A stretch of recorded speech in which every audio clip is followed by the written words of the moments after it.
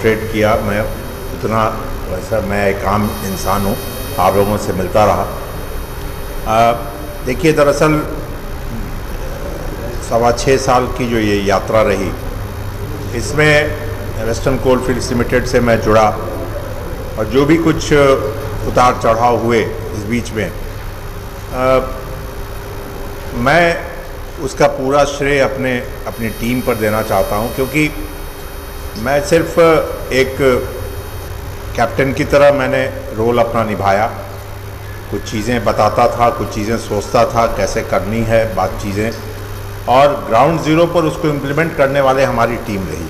और मैं आपको बताऊं कि मैंने देश के कोल इंडिया की सभी सहयोगी कंपनियों में काम किया है। ऐसा नहीं है कि चूँकि मैं यहाँ का CMD हूँ इसीलिए कह रहा हूँ। वेस्टर्न कोलफील्ड्स लिमिटेड की टीम की तरह कोई भी टीम नहीं मुझे मिली, इतनी पॉजिटिव। ये एक विचित्र टीम है। इस टीम में एक खासियत ये है कि इसको अपनी शक्ति का ज्ञान कराना पड़ता है। जब शक्ति का ज्ञान हो जाता है तो ये टीम असंभव को संभव कर देती है।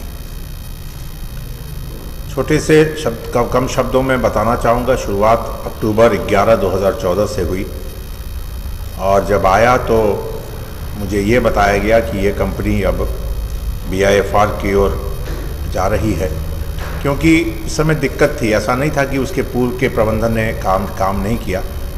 कभी कभी परिस्थितियाँ ऐसी हो जाती हैं कि आप विवश हो जाते हैं, और वही परिस्थिति उस समय क्रिएट हो गई थी कि ज़मीन का अभाव था, ज़मीन के रेट बढ़ गए थे, और उसके कारण हमारे प्रोजेक्ट्स वायबल नहीं थे। हमारे पास सिर्फ 200 एकड़ ज़मीन बची थी पोजीशन में, और इसीलिए प्रोजेक्ट्स खोलना मुश्किल था।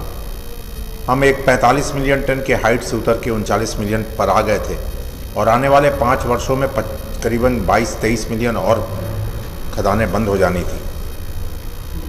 1986 में तक ये कंपनी 75 में बनी, और 86 तक ये कंपनी बहुत अच्छी चली, इसलिए कि इसका जो कार्यक्षेत्र था वो उड़ीसा भी था और वर्तमान का छत्तीसगढ़ भी था।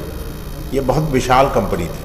1986 में मुझे याद है, मैं दूसरी कंपनी में था, उस समय ही 45 मिलियन टन पर यह कंपनी पहुंच गई थी। लेकिन जिस साल इसका विभाजन हुआ उसके अगले ही वर्ष ये कंपनी 18 मिलियन टन पर आ गई, क्योंकि सारी बड़ी प्रॉपर्टी चली गई बाहर। ACCL नाम की कंपनी बनी, और यहाँ जो प्रॉपर्टी बची वो छोटी बची। और धीरे धीरे क्या हुआ कि यहाँ प्रकृति ने हमें बहुत गहराई पर कोयला दिया है, तो इसीलिए वो कोयला निकालने के लिए बहुत डीप उतरना पड़ता है, तो प्रोडक्शन कॉस्ट हाई होता है। मान लीजिए प्रोडक्शन कॉस्ट हाई भी हो और तब भी हमें अगर अच्छे ग्रेड का कोयला मिले तो भी बात बन जाती है, लेकिन प्रकृति ने यहाँ हमें लोअर ग्रेड का कोयला दिया। हम चाह के भी बहुत ज़्यादा वो जो बेच के पैसा करने का, तो ये हमेशा ये कंपनी बहुत ही मतलब मार्जिनल प्रॉफिट लॉस पर काम करती रही। जब भी कोई बाहरी फोर्स, बाहरी कोई वित्तीय परिस्थिति अगर एडवर्स हुई, ये कंपनी डगमगा गई। तो उस समय में भी वही स्थिति थी। फिर टीम को इकट्ठा किया गया, और सबसे ज़रूरत थी यहाँ प्रोडक्शन बढ़ाने के लिए, माइंस खोलने की। गांव-गांव घूमे, कई एक गाँव गए। उस समय में गांव में जब जाते थे तो प्रोजेक्ट खोलने की स्थिति पर के बारे में नहीं बात करते थे, उनकी ज़रूरत समझते थे। कुछ ऐसे निर्णय थे वो लिए जाने थे, और एक बहुत बड़ा फैक्टर नज़र आता था कि हमारे आसपास के गांव में, कोयल खदानों के आसपास के गांव में पानी की कमी महसूस हो रही थी, कि सिंचाई के लिए नहीं है, पीने के लिए नहीं है। और तब हम लोगों ने खदान के पानी को यूटिलाइज़ करना शुरू किया। मुझे याद है कि नागपुर एरिया के 1-2 गांव में जब हम लोगों ने ये काम किया तो उन लोगों का भरोसा जगा, क्योंकि शुरुआत में क्या था कि लोग हमारे लोगों को इंटर करने से भी मना करते थे। जब वो भरोसा जगा तब फिर और हम लोग उनके बारे में डिटेल जाने कि और कहाँ दिक्कत है। 3-4 महीनों में हम लोगों ने बड़े बड़े डिसीजंस लिए, कोल इंडिया को इन्वॉल्व किया, भारत सरकार को इन्वॉल्व किया, खुद अपने लेवल पर किया, और तब हम लोगों ने पहली खदान जनवरी में खोली। और तब ठान लिया कि अब इसका अगर ऐसा है, और खदानों में भी क्या था, प्रोजेक्ट्स को भी वायबल करने के लिए कई एक जो पुराने नियम थे उनको हम लोगों ने रिफॉर्म किया। और एक सबसे बड़ी बात, सबसे ज़रूरत थी कि एक पेशेंट ICU में था, हमें उनको ICU से बाहर लाना था, और उसके लिए अगले हमारी टीम ने काम किया। पहले हम लोगों ने 12 प्रोजेक्ट प्लान किए, फिर 18 प्रोजेक्ट प्लान किए, और आपको जानकर आप जानते होंगे कि जनवरी 15 से हम लोगों ने लगातार 18 महीनों में 18 खदानें खोली, जिसके कारण ये कंपनी प्रोडक्शन के मामले में आगे बढ़ गई। डिस्पैच भी बढ़ने लगा, क्योंकि उस समय जब कोयले की कमी हो गई थी यहाँ, तो यहाँ के जो सेंट्रल साउथ और वेस्ट इंडिया के जो कंज्यूमर थे वो ईस्टर्न इंडिया के कोयला खदान मतलब कोयला कंपनियों में चले गए, वहाँ से कोयला लेने लगे, उन्हें कॉस्टली कोयला मिलने लगा। ये सब ठीक था, 2 साल हम लोग बड़े अच्छे निकाले, लेकिन 2016-17 और 2017-18 हमारे लिए वर्ष वित्तीय स्थिति के लिए बहुत ख़राब रहा।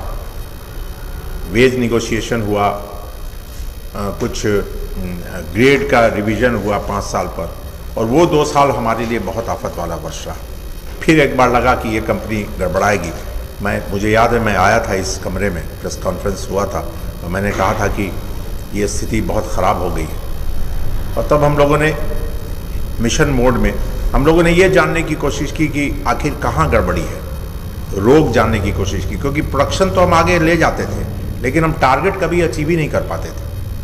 2016-17, 17-18 तक हम लोग टारगेट नहीं अचीव कर पाते थे, जद्दोजहद होती थी, लगे रहते थे। तो एक हम लोगों ने मिशन मोड में काम करना शुरू किया। 6 महीने में हम लोगों ने अपने लोगों को जागृत किया, उनसे डिटेल्स लिए, उनसे सलाह ली, और वो 18-19 में वो मिशन कामयाब हुआ। 18-19 में स्थिति ये हो गई कि हमारा टारगेट 49 मिलियन टन पहले रखा गया था, फिर 52 मिलियन रखा गया, और जो फंडामेंटल्स ठीक हुए उससे हम उस साल 52 से ऊपर चले गए, 3.5 मिलियन टन प्रोडक्शन हुआ, प्रॉफिट भी लगभग 200 करोड़ तक चला गया, टर्न अराउंड। फिर 19-20 में भी ये जारी रहा। 20-21 में 20-21 में हम लोगों ने शुरुआत की, आपको पता ही है कोरोना का इफेक्ट हुआ।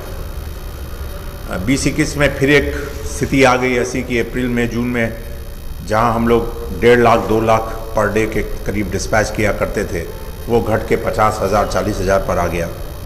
डिमांड घट गया। हमारे मेन उपभोक्ता महाजन को है, अब उन्होंने कोयला कम कर दिया, गुजरात ने कम कर दिया, कर्नाटक